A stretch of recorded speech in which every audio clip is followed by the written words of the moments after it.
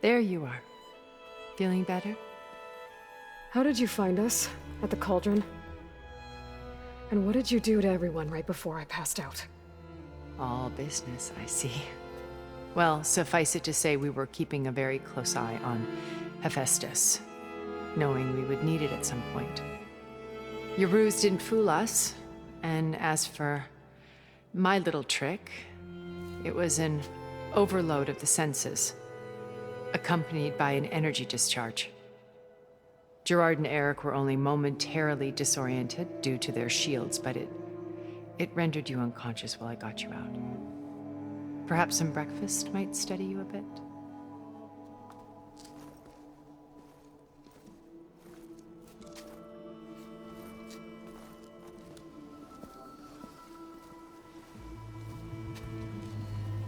This was your house. The one you recreated for Beta, in the data channel you shared. How perceptive of you. Please, this way. After everything your people have done, you think I'm just gonna sit down and have a chat with you? They're not my people. They never were, and especially not now.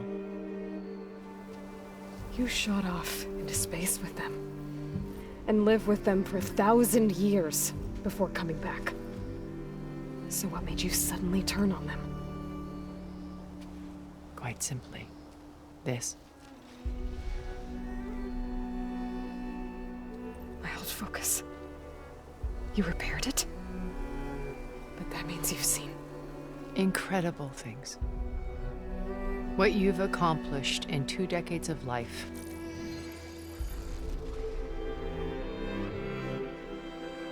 A 1,000 years at my back and I haven't even come close.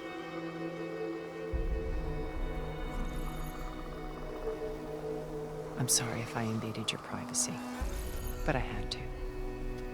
In order to understand. To be enlightened. You truly are Elizabeth's blood. With her drive, her sense of mission, her integrity. Watching all this shamed me for the company that I've kept. Having seen it, all I want is to help you. even if it means stopping your friends? Especially so. Please, sit down.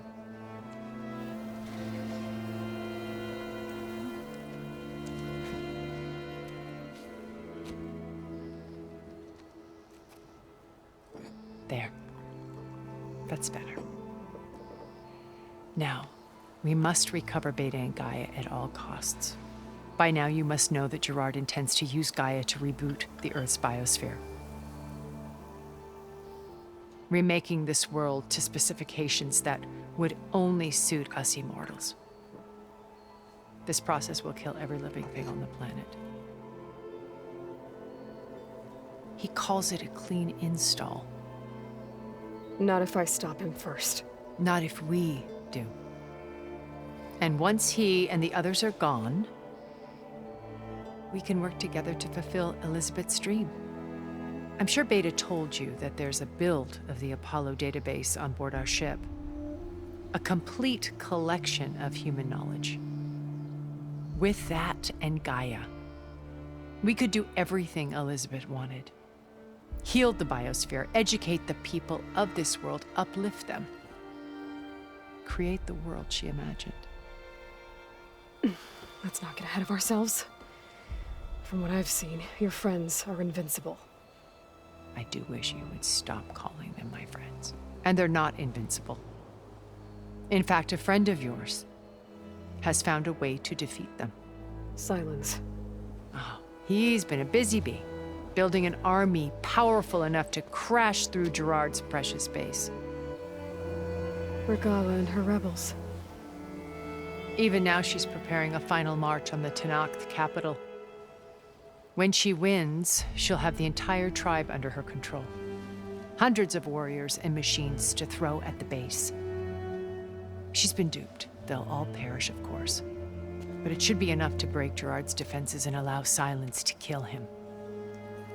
Along with all the others. Using the new weapon he's developed. Yes, he's found a way to circumvent our shields. Truly an exceptional man. He's planned for everything. Except you and me. You see, while his army is battering down Gerard's doors, you and I will sneak in through a back way. One that only I know about. While Silence and my friends are busy battling each other, we'll take back Beta and Gaia. I told you I want to help you. I mean it.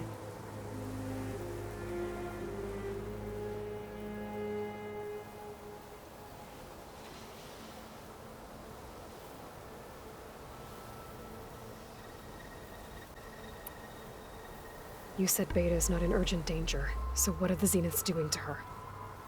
Putting her to work. Merging Hephaestus with Gaia. A difficult, time-consuming task, as I'm sure you know. They will compel her if need be. But her life is not in danger. She's the only one who can do it. Because you people made her to be nothing but a tool. Gerard's idea, not mine. They always viewed me with suspicion when I attempted any form of kindness towards her. That's why I created the data channel. A virtual place where we could speak in peace. So this channel you shared with Beta, none of the other Zeniths ever found out about it. Gerard believes he's the most cunning of all of us. Even after 1,000 years, he still can't imagine that I would outwit him. The channel allowed me to interact with Beta away from their mistrustful eyes. It offered us a chance to be ourselves. Until you cut off all contact. Yes, though it pained me. I was worried that our meetings would do her more harm than good. She felt like you tossed her aside. I was afraid the others would find out and punish her. She may not have had the comforts of friendship anymore, but at least I ensured she was safe. I know it seems harsh, but you must believe that her well-being has always been paramount to me.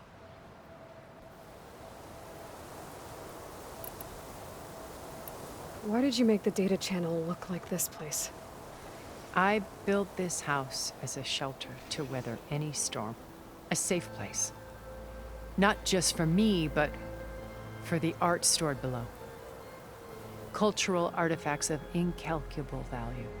Truly some of the greatest achievements of human civilization. And you wanted Beta to see them? Yes. Her upbringing was so cold and technical. I thought if she could experience Vermeer and Rembrandt, it would bring something else into her life.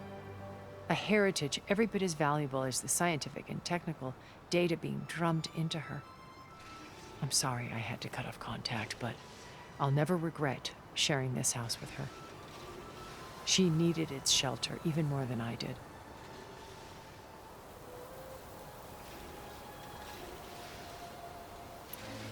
Beta told me your colony was destroyed. That you came back to Earth because you had nowhere else to go. It's true. After we reached our destination, a planet in the Sirius star system, we spent decades building a new home. The physical constraints of Earth, the boundaries of mortality, gone. To think of what we could have done with it. It might have been a utopia. Instead, we stagnated, absorbed in effortless comforts and virtual realities. It took a cataclysm to finally yank us out of our stupor. What happened? A massive geological event. We knew of instabilities in the planet core, but we underestimated them. By the time the collapse was upon us, it was too late to stop it. Only a few of us made it to the ship in time. We set course for Earth, the only safe harbor left to us. Which you decided to make unsafe for anyone else. Not me. Gerard. He believes it's better to wipe the canvas clean than work around the smudges. No more primitive tribes, no more combat machines, only a blank slate to do with as he pleases. But we will stop him. All we have to do is get into that base.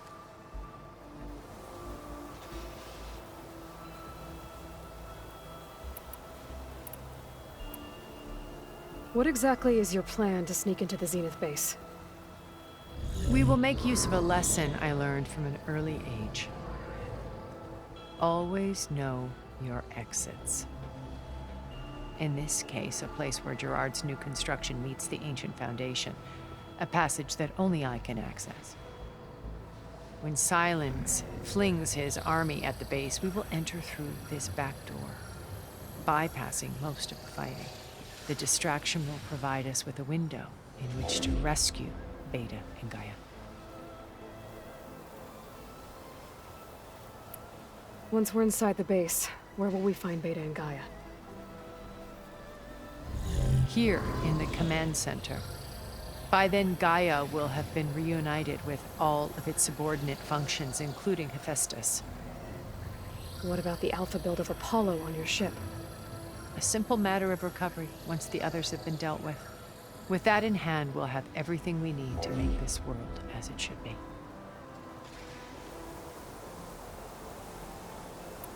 How do you know about Silence's plan? He isn't the only one adept at spyware. You hacked his focus?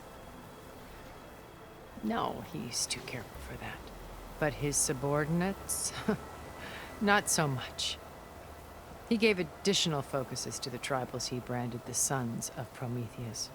By tapping them, I learned about most of his dealings. The distribution of override technology, the arming of Tanakh rebels, and the secret pact with Regala to attack Gerard's base. But how did he come up with a weapon that can take down your shields? That's the one thing I haven't been able to figure out, but however he did it, I'm quite certain it will work. With it and the Tanakh army, victory seems to be within his grasp. Such a shame he'll be disappointed. Regala's only interested in killing Hekarro and waging war on the Karja.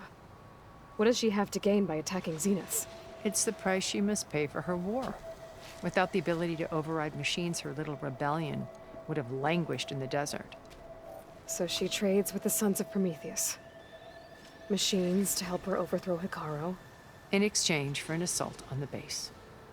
Pride has deluded her into thinking she can actually survive such a battle. And all without ever knowing who the Sons of Prometheus really answer to. Yet for all of Silence's brilliance, still he underestimates you. That blind spot is what will allow us to take Beta and Gaia right out from under him. While hundreds of Tanakh are cut down outside.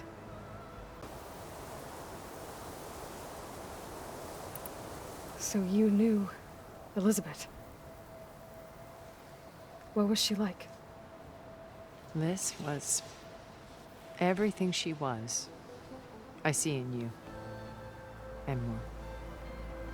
Your ingenuity, your determination, your moral compass. You've managed to distill her greatest qualities and make them your own. I'm not asking about me. Tell me about Elizabeth. What was she really like? The honest answer is that I don't actually know. For all the time that I spent with her, she always kept a part of herself locked away. It was like that from the moment we met.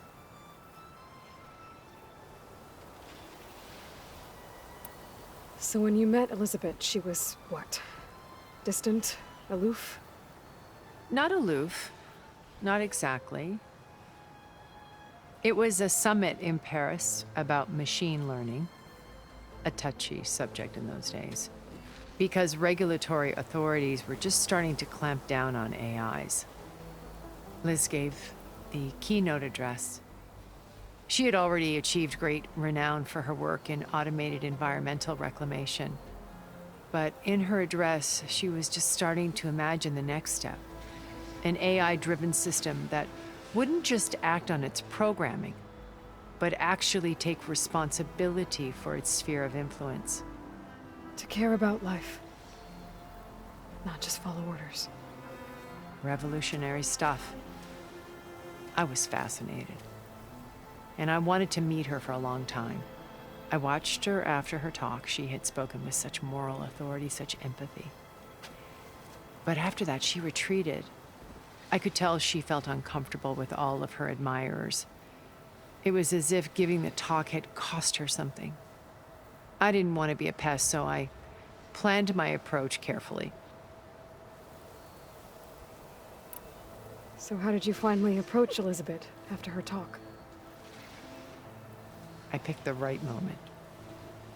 The morning of the next day, right as she came back to the conference, she had just had her coffee. She was fresh, rested. It was like she had braced herself for the onslaught of colleagues. I asked if I could walk with her, then put forth a question about her talk that I thought was intelligent. Her answer made me realize it wasn't, but she was very welcoming. Almost as if we were previously acquainted. It was only halfway through the conversation that I realized she knew exactly who I was. It was quite a shock to me. My business was trafficking in secrets, and I took great pains to protect my anonymity. So that was Liz, perpetually one step ahead. I came to view our meeting as a metaphor for our friendship. She always seemed to know me far better than I knew her. I guess I know the feeling.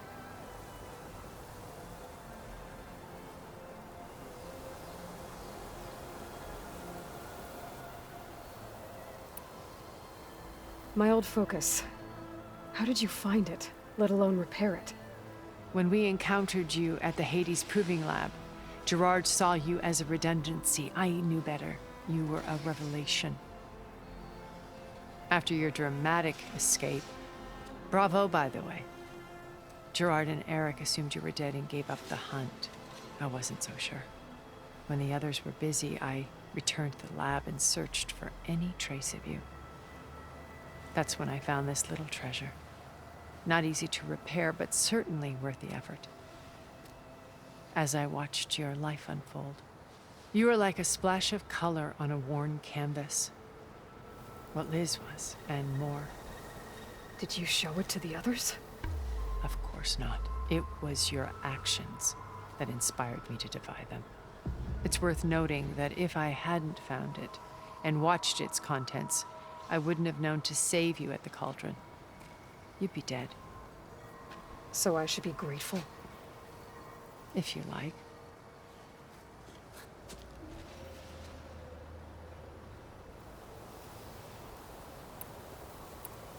So you know all about me. What about you? What would you like to know? Well, start with your life on Earth. When I was 8, terrorists flooded my home city. Thousands drowned, my parents included. I was one of the few who survived. My guardian sent me to boarding school. Among my peers, I was the strange girl, the orphan to be avoided. All because of circumstances beyond my control. Oh. So we're a lot alike, huh? Aren't we? You were an outcast. But you didn't let that stop you from getting what you needed. Neither did I. I climbed my way out of desolation and used my wits to build a fortune. First, from the technical analysis of art and the detection of forgeries. Profitable expertise in those days. But as it turned out, the software I developed was even more useful for counterintelligence. From there, it was only a short step to gathering extremely valuable intelligence on my own. You were a spy? More like a service one could turn to for information. I had to remain anonymous, of course, to protect my privacy. But despite that anonymity, Zenith inevitably sought me out.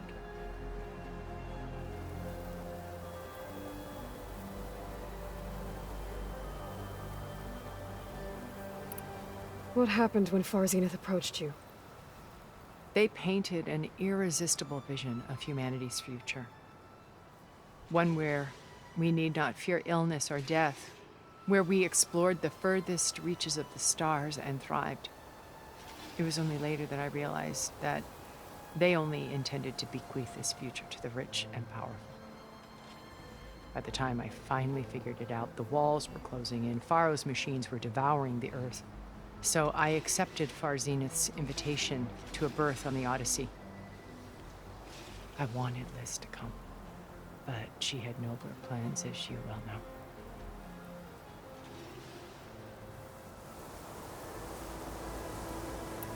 So you didn't know the other Zeniths were monsters until it was too late? I knew some of them were, certainly. It wasn't until we were off-planet that I understood the true scope of their greed. I was grateful to simply be alive, but the others became obsessed with a kind of effortless immortality. They built a colony where machines serviced their every need, where any memory or fantasy could be endlessly savored in virtual reality. It wasn't life. It was stultifying, a pampered dream state. As the decades passed, I withdrew more and more, alone yet again, but this time with eons to consider my mistakes. Now finally, having met you, I feel like I have a second chance. To do what? Help you, of course. To fulfill Liz's dream, which isn't so different from Far Zenith's original vision. A better future for humanity.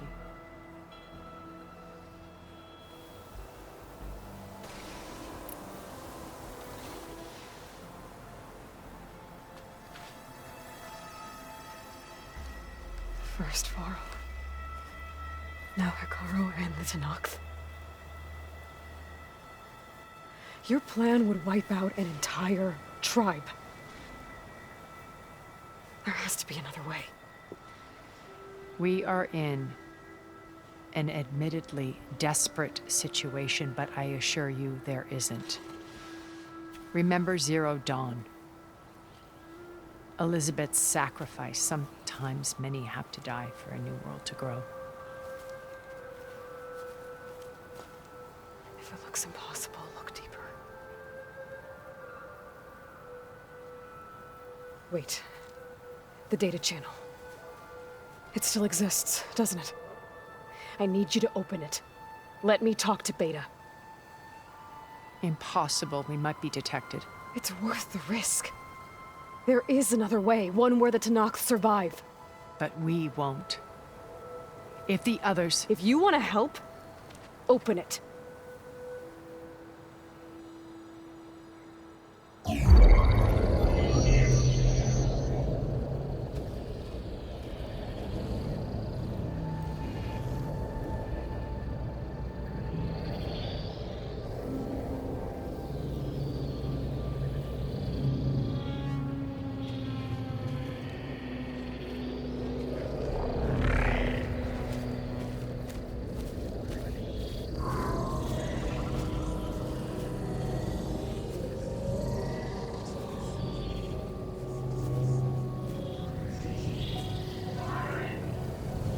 What are they doing to her?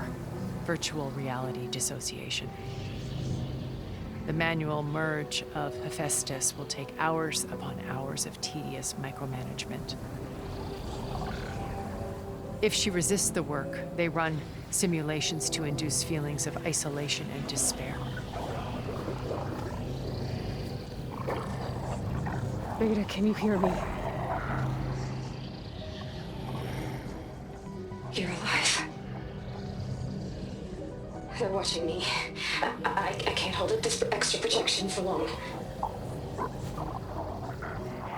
You should have killed me. No. No, look at me. I'm coming for you. I promise, okay? I just need you to hold out a little while longer and work on the merge.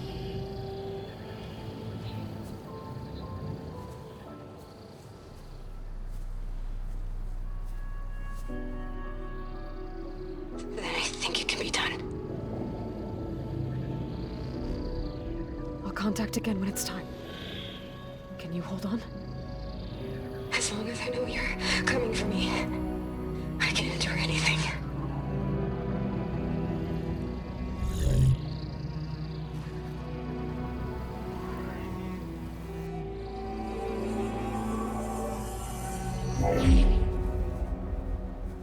All right. I did as you asked. Now I think you need to tell me what you're planning. I'm going to take Sylens' army away. I don't need it. Only the weapon he made to penetrate your shields. And how do you propose to get it? Ask him nicely? Without Regala and her rebels, he won't have a choice. We'll be his only option. Only option for what? What did you tell her? That is between me and my sister. Will be Sylens' only option for crashing that base. I'll tell you the rest later. But first, there are a couple of things I have to do. Oh. And what are those? Lay my friend to rest. And then I'm going to use the override that Beta gave me at Gemini to put an end to Regala's rebellion. From the air. Wait. Since you insist on doing things your way, I know of something that will truly help you make a grand entrance with the Tenat. The ancient Horus Titans still possess electromagnetic energy cells as part of their arsenal. Drop one of those on Regala's army and they'll receive quite a surprise.